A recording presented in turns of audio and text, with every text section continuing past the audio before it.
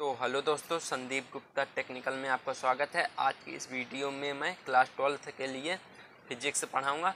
तो मैंने तीसरा चैप्टर पढ़ाया है जो स्थिर विद्युत विभव तथा धारिता वाला चैप्टर है। तो आइए शुरू करते हैं। तो मैंने अक्ष पर विद्युत विभव और निरक्ष पर विद्युत विभव का वीडियो बना दिया है, पार्ट 1 और पार्ट 2 मैं आज बना रहा हूँ, जिसमें न्यूमेरिकल करा रहा हूँ। तो न्यूमेरिकल देखिए, एक वृत्त की परिधि पर +q -3q और -5q मान के 3 आवेश इस प्रकार रखे गए हैं कि वे तीनों एक समबाहु त्रिभुज हैं। 3 आवेश इस प्रकार रखे गए हैं कि वे समबाहु त्रिभुज हैं, कोनों पर पड़ते हैं। यदि वृत्त की त्रिज्या r हो तो इसके केंद्र पर विद्युत विभव का मान ज्ञात कीजिए। तो आपको विद्युत विभव ज्ञात करना है। तो विद्युत विभव का सूत्र होता है V1 बराबर 1/4 pi epsilon not Q/r capital R।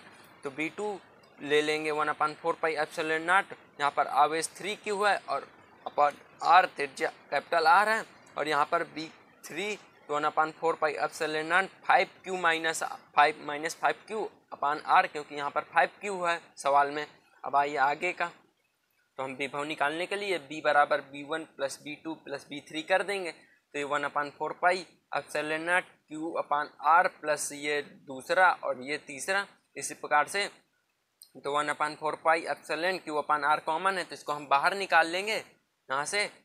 और यहाँ 1 - 3 - 5, तो यहाँ 5 3 8 में 1 गए 7 हो जाएगा। यहाँ से देखिए 7Q/r हो जाएगा। बस इसी प्रकार से ये कॉमन ही रहेगा। तो वीडियो पसंद आ रहा हो तो लाइक कर दीजिए। आइए मैं दूसरा देखता हूँ। अब आता है समविभव पृष्ठ। ये मोस्ट इम्पॉर्टेंट परिभाषा है। तो ऐसा पृष्ठ जिसके प्रत्येक बिंदु पर विभव एक समान होता है समविभव पृष्ठ कहलाता है। इसमें देखिए यहाँ पर भी विभव एक समान होगा, किसी भी वृत्त पर विभव एक समान होगा, तो या फिर कोई पृष्ठ हो तो ऐसा विभव जो एक समान हो समविभव पृष्ठ कहलाता है। फिर आता है समविभव पृष्ठ की विशेषताएं। इसकी विशेषताएं क्या है? तो समविभव पृष्ठ के किन्हीं दो बिंदुओं के बीच विभवांतर शून्य होता है। तो b बराबर 0, क्योंकि विभवांतर शून्य होता है।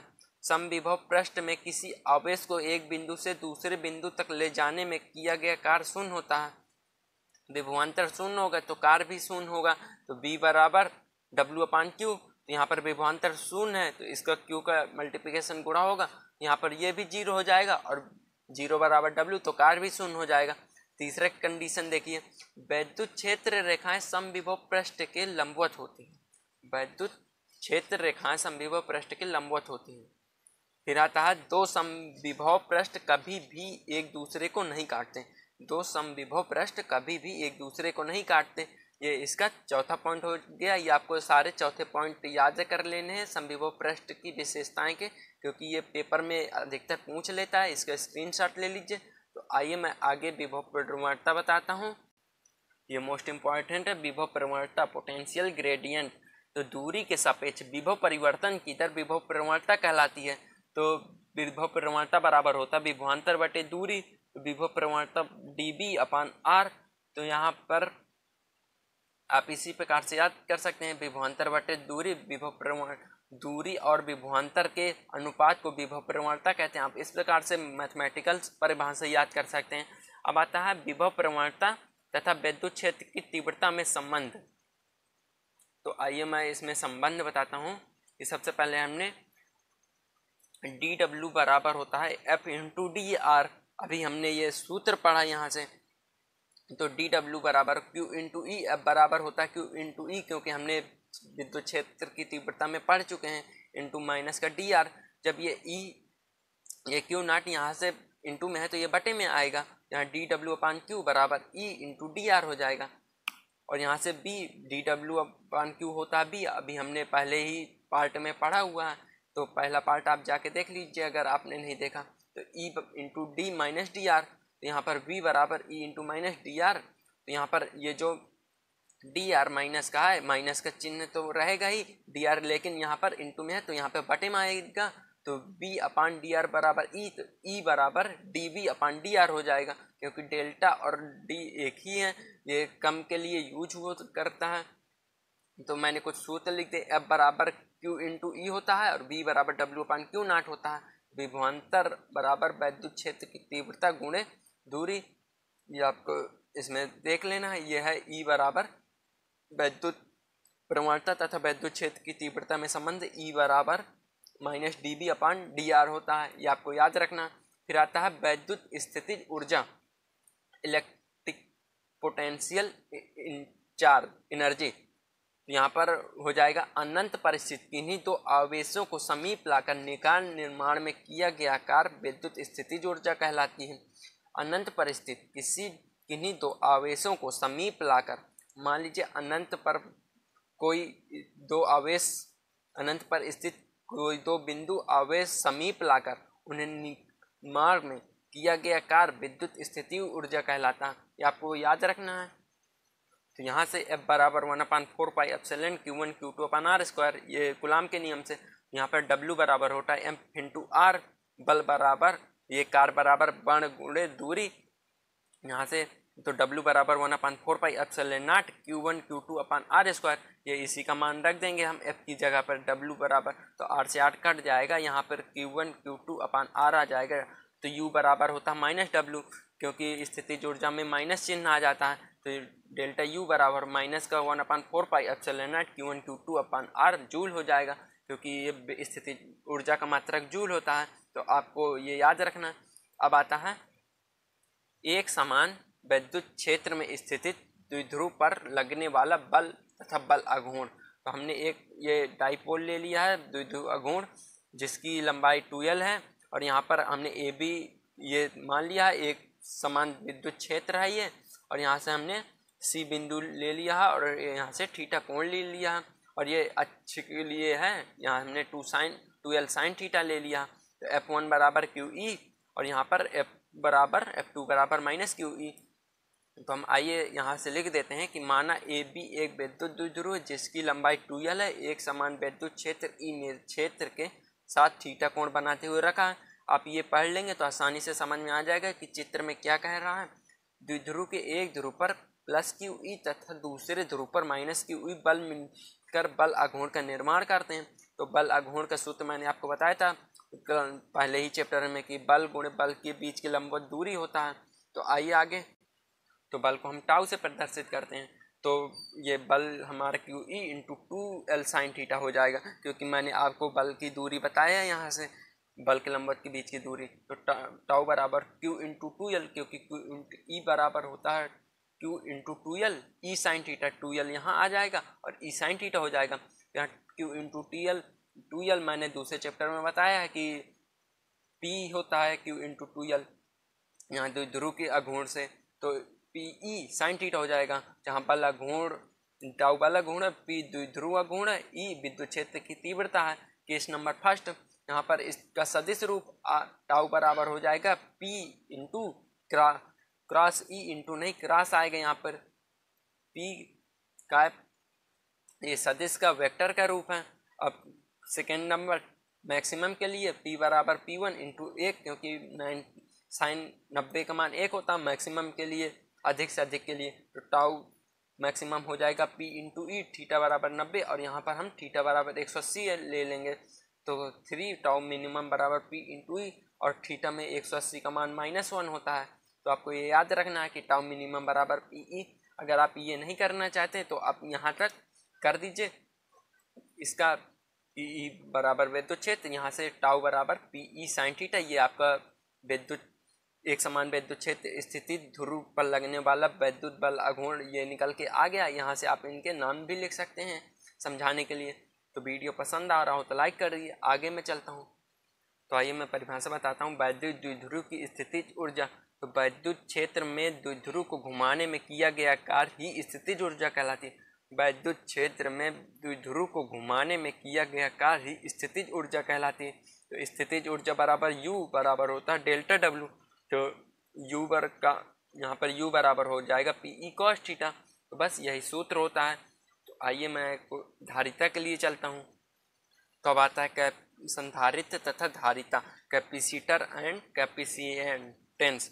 तो धारिता कैपेसिटेंस किसी चालक द्वारा आवेश ग्रहण करने की क्षमता को धारिता कहते हैं।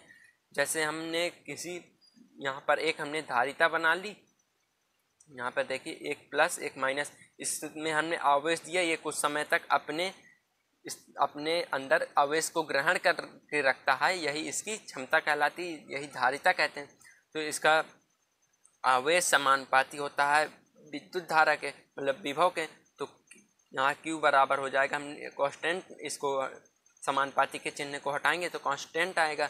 यहाँ पर C जो धारिता है इंटू V हो जाएगा, तो C बराबर हो जाएगा, यहाँ से C जब बटे में आएगा तो यहाँ से V यहाँ पहुँच जाएगा और Q ऊपर आ जाएगा, तो Q अपान V हो जाएगा, जहाँ C धारिता है। तो C का मात्रक कूलाम प्रति वोल्ट होता है, क्योंकि आवेश का मात्रक कूलाम और विभव का वोल्ट हो जाएगा। C का भी मीन सूत्र 80, क्योंकि कूलाम का 80 होता है और विभव का ml स्क्वायर A-1 T-3 होता है। तो यहाँ से आप निकाल सकते हैं। तो धारिता का अन्य फैरेड भी होता मात्रक, तो आप यहाँ से देख लीजिए, इम्पॉर्टेंट है कि डेका फैरेड बराबर होता है 10⁻⁻1 फैरेड, 1 सेंटी फैरेड बराबर होता है 10⁻2 फैरेड, 1 मिली फैरेड बराबर होता है 10⁻3 farad, 1 micro farad 10⁻6 farad, 1 nano farad बराबर होता है 10⁻9 फैरेड, 1 पिको फैरेड बराबर होता है 10⁻12 फैरेड। इसको देख लीजिए किससे प्रदर्शित करते हैं, इस प्रकार से इसको लिखते हैं। तो आइए मैं कुछ न्यूमेरिकल कराता हूँ आपको। तो देखिए, एक धातु के गोले को जिसकी त्रिज्या 1.0 सेंटीमीटर है, 1.0 सेंटीमीटर आवेश देने पर कितना विभव होगा। तो हमें गोले की त्रिज्या दिया हुआ है A, तो हमने A बराबर 1 × 10⁻2 मीटर, क्योंकि सेंटीमीटर में है तो मीटर में बदल देंगे। तो आवेश 1/1 × 0 कूलाम है।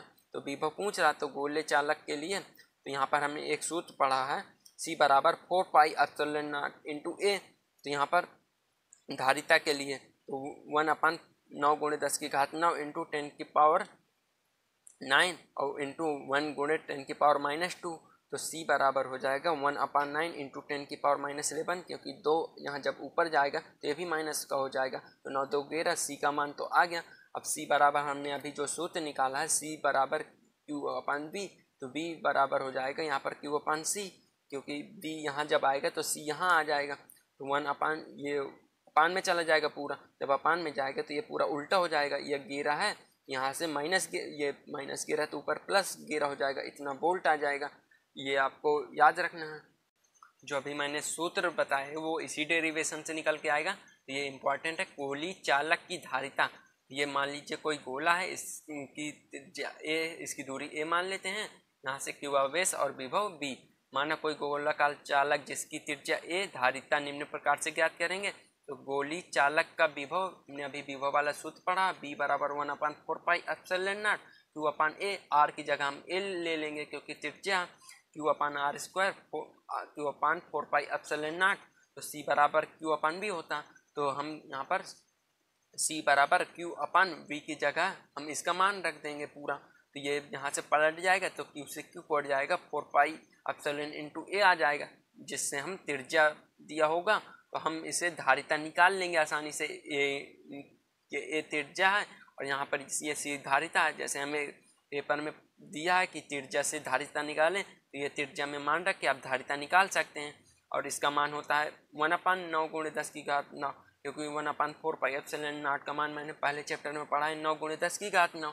ये बटे में था तो ये बटे से ऊपर आ गया तो ये बटे में चला गया, आपको बस इतना से याद रखना है। ये देखिए, तो आइए मैं दूसरा इम्पॉर्टेंट ये न्यूमेरिकल करा देता हूँ कि यदि C बराबर 1.0 माइक्रोफैरड धारिता का एक संधारित्र अधिकतम वोल्टेज V बराबर 6 किलोवोल्ट वहन करता है, तो संधारित्र पर आवेश की मात्रा, तो हमने आवेश पूछा गया, यहाँ पर C धारिता दी गया, B विभव दिया गया, तो C बराबर हो जाएगा 1.0 माइक्रोफैरड। तो माइक्रो को 10⁻6 फैरड में चेंज कर लेंगे, मैंने अभी आपको पहले बताया ही है। तो B बराबर 6 × 0 किलोवोल्ट, तो 6 × किलो में 10⁻3 वोल्ट होता है। तो Q बराबर हो जाएगा क्वेश्चन मार्क, क्योंकि आवेश में पूछ रहा है। तो C बराबर Q/V, तो हमें Q को इधर लाना है तो C × V हो जाएगा, क्योंकि इनमें गुणा हो जाएगा, क्रॉस मल्टीप्लिकेशन से आप कर सकते हैं। Q बराबर हो जाएगा 1 × 10⁻6 × 6 × 10⁻3। यहाँ पर 6 कम 6 और 6 और 3 में 3 गया, क्योंकि ये माइनस की है और प्लस की है, ये घट जाएगी तो -3 कूलाम आ जाएगा, ये इसका आंसर हो जाएगा। तो अब आता है चालक की धारिता को प्रभावित करने वाले कारक। तो चालक की धारिता उसके आकार और आकृति पर निर्भर करती है। किसी चालक के निकट दूसरा चालक रखने पर उसके प्रेरण के कारण विभव में कमी आ जाती है, जिसके आवेश ग्रहण करने की क्षमता बढ़ जाती है। फिर आता किसी चालक में परावैद्युतांक के भरने से आवेश ग्रहण करने की क्षमता बढ़ जाती है। तीनों आपको पॉइंट याद कर लेना, चालक की धारिता को प्रभावित करने वाले कारक। फिर आता आवेशित चालक की स्थितिज ऊर्जा, potential energy of charge conductor. किसी चालक द्वारा आवेश ग्रहण करने के लिए वैद्युत बलों के विरुद्ध कार्य करना पड़ता है, यही कार्य स्थितिज ऊर्जा के रूप में संचित हो जाता है। तो इसका सूत्र U बराबर W होता है, क्योंकि स्थितिज ऊर्जा बराबर ये कार्य ही है। तो B बराबर W/Q, तो यहाँ से आवेश गुणे औसत विभव हो जाएगा, क्योंकि B/2 इसका आधा कर देंगे औसत विभव का। तो ये आपने सूत्र पढ़ा होगा, क्योंकि हमें औसत निकालना होता है, तो हम 10 और प्लस 12 का औसत निकालेंगे, तो यहाँ से बटे 2 कर देंगे, तो यहाँ 6 आ जाएगा। तो यहाँ से औसत विभव तो B/2 हो जाएगा, तो Q इंटू B/2 यहाँ से, तो U बराबर हो जाएगा 1/2 Q इंटू B हो जाएगा। यहाँ Q आवेश और विभव के पदों में आ गया, और हमने Q का सूत्र पढ़ा है, Q बराबर C इंटू B, तो U बराबर हो जाएगा 1/2 C इंटू B, यहाँ से V² हो जाएगा। ये C और V के धारिता और विभव के पदों में हो गया स्थितिज ऊर्जा। अब आता है यहाँ पर Q बराबर C इंटू B, तो B बराबर Q/C, हम B से निकालेंगे, तो U बराबर 1/2 इंटू C इंटू Q/C का होल स्क्वायर, क्योंकि अभी ये V की जगह हम Q/C लिख देंगे यहाँ से। तो U बराबर हो जाएगा 1/2 C इंटू Q²/C², तो C से स्क्वायर कट जाएगा, तो Q²/2C हो जाएगा। आवेश और धारिता के पदों में आ गया। तो आपको ये सवाल सूत्र में जब यूज होगा तो मैं आपको बताऊंगा। तो मोस्ट इम्पॉर्टेंट उभयनिष्ठ विभव, कॉमन पोटेंशियल। तो यहाँ पर हमने B1 C1 Q1 A1 और यहाँ पर B2 C2 Q2 A2 हमने दो यहाँ पर उभयनिष्ठ विभव ले लिए हैं। तो माना कोई दो गोलाकार चालक जिनकी त्रिज्याएं A1 व A2, आवेश Q1 व Q2 तथा धारिताएं C1 व C2 हैं, दोनों चालकों को किसी तार द्वारा जोड़ने पर आवेश का प्रवाह उच्च विभव वाले चालक से निम्न विभव वाले चालक की ओर होने लगता है, और तब तक होता है जब तक कि दोनों का विभव एक समान न हो जाए। यही विभव उभयनिष्ठ विभव कहलाता है। आप इससे समझ सकते हैं कि मान लीजिए हमने एक बैटरी ले ली, यहाँ पर प्लस माइनस ये 12 वोल्ट की बैटरी है और यहाँ पर ये 5 वोल्ट की बैटरी है, प्लस माइनस।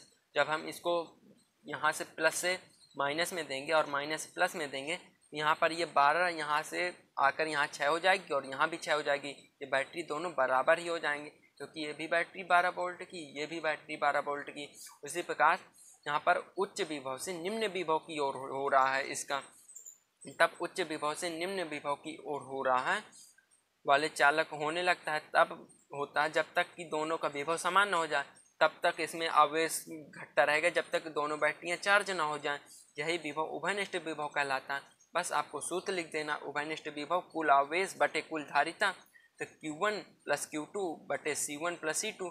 जब आपने सूत्र पढ़ा Q1 बराबर C1 इंटू B1, यहाँ पर Q2 बराबर C2 B2, तो यहाँ से आप इसमें सूत्र लिख सकते हैं V बराबर C1 V1 C2 V2 C1 + C2।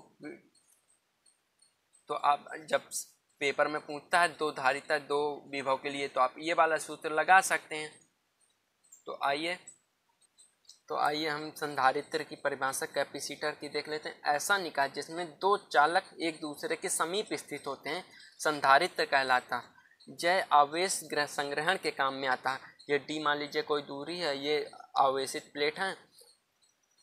तो ऐसा निकाय जिसमें दो चालक एक दूसरे के समीप, ये देखिए समीप रखे हुए हैं, स्थित होते हैं, संधारित्र कहलाता है। ये आवेश ग्रहण करने के काम आता है।